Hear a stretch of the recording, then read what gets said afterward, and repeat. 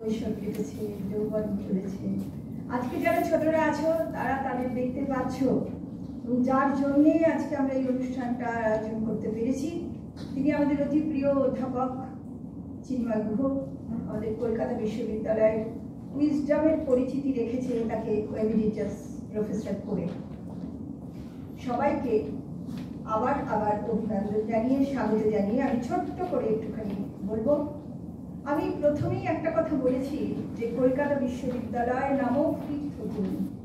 কেন বলেছিলাম এই কথাটা সেটা বোঝা দরকার বাচ্চাদের, বড়রা নিশ্চয়ই বুঝেছে। সেটা হচ্ছে যে এই কলকাতা বিশ্ববিদ্যালয়ের মাটিতে, বাতাসে যাদের গায়ের ধূলিকণা, তাদের শ্বাস প্রশ্বাস আজও মিশে আছে, তাদের এক একজনের নাম আজও কলকাতা বিশ্ববিদ্যালয়ের দেয়ালে, ছবিতে, বিভিন্ন জায়গায় লেখা।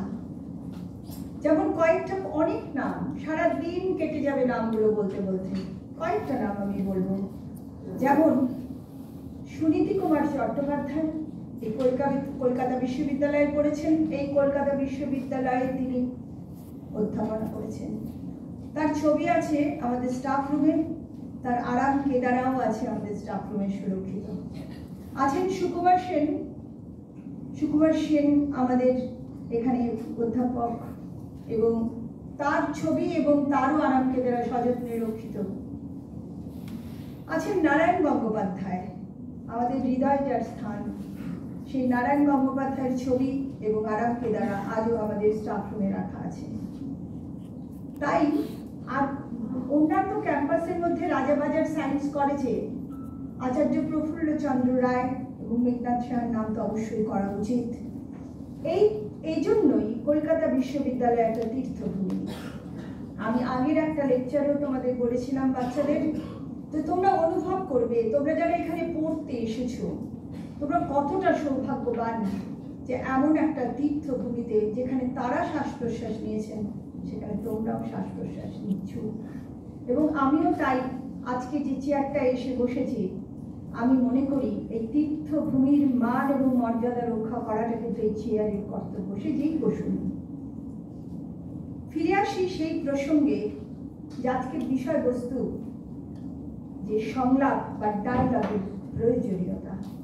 একটা অতি দুঃখের বিষয় যে আজকে ডায়ালগ বা সংলাপের প্রয়োজনীয়তা নিয়ে আমাদের সেমিনার করতে হচ্ছে। কেন দুঃখের বিষয়? আসল কথা হলো সংলাপ বা ডায়ালগটা যেন বন্ধ হয়ে গেছে। একটা কেমন যেন একটা সময় আমরা একে অন্যের সঙ্গে কথা বলতাম। আমরা টেনিদার গল্পে পড়েছি যে কলকাতার কাছে, আমাদের বিশ্ববিদ্যালয়ের কাছাকাছি শ্রদ্ধানন্দ পার্ক কিংবা পটলডাঙ্গার চাটুর্যদেব ওয়াক, যেখানে 4টি ছেলে মিলে বসে গল্প করত।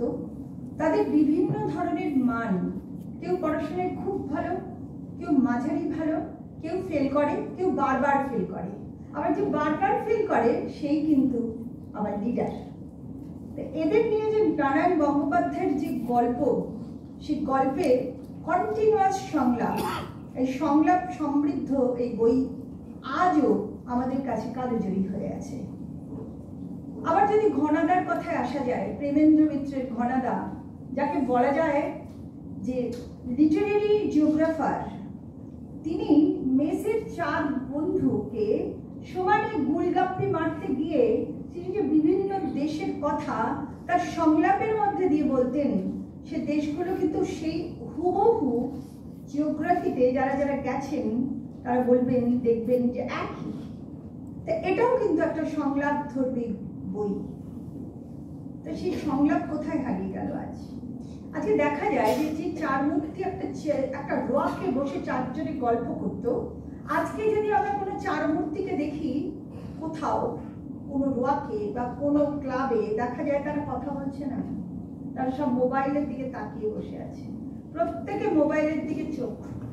কোনো বাড়ির বৈঠকখানায় যদি আমরা যাই, দেখা যাবে হয় টিভির দিকে চোখ, আর না হলে মোবাইলের দিকে চোখ। একদিন এক মজার ঘটনা আমার বাড়িতেই ঘটেছিল, যে আমার বাড়িতে বেশ কিছু অতিথি অভ্যাগত এসেছেন, তারা রয়েছেন। আমি রান্নাঘরে গেছি তাদের কিছু খাবার দাবারের আয়োজন করতে। হঠাৎ কিছুক্ষণ চাটা করতে গিয়ে হঠাৎ আমার মনে হলো পাচ্ছে না তো কোনো, চলে যায়নি তো, দেরি হচ্ছে বলে তাড়াতাড়ি গিয়ে উকি মেরে দেখি তারা সবাই আছেন, কিন্তু সবাই কেউ মোবাইলের দিকে তাকিয়ে আছে আর কেউ টিভির দিকে তাকিয়ে আছে। মজার ব্যাপার। তা এই যে ছবিটা, এই ছবিটা আমাদের প্রত্যেককে অনেক দূরে দূরে সরিয়ে দিচ্ছে। তোমাদের একটা কোনো প্রিয় গান আছে, পৃথিবীটা নাকি ছোট হতে হতে বোকা বাক্সতে বন্দি, সেখানে একটা লাইনে আছে, তুমি আমি যাই সরে সরে বহু দূরে। এই বহু দূরে সরে যাওয়ার ব্যবস্থা জন্য এই বাচ্চারা কেউ দায়ী নয়, একজনও দায়ী নয়।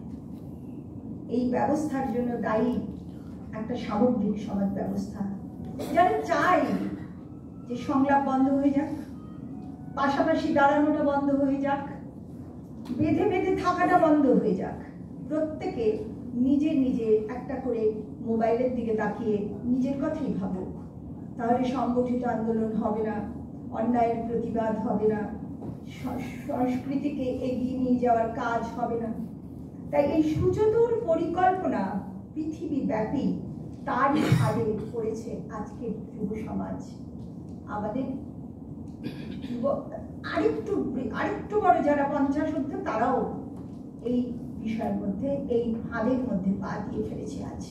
আর তার সেই ফাঁদের থেকে বেরোনোর চিন্তা করেই কিন্তু অক্লান্ত খেটে চলেছেন চিন্ময় বাবুর মতন মানুষেরা, অক্লান্ত খেটে চলেছেন এই নক্ষত্রেরা, আবার আমার মতো কয়েকজন হাতে গোনা যায় কিছু শিক্ষাবিদরা।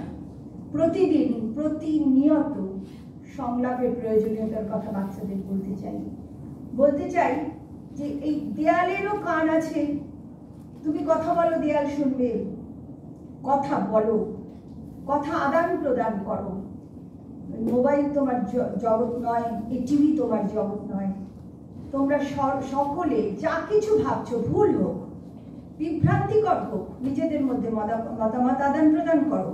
আর তার মধ্যে দিয়ে কিন্তু আমরা আগামী দিনে আবার একটা সুস্থ সমাজ গড়ে আনতে পারবো। সেলফি তোলার যে ঝোঁক,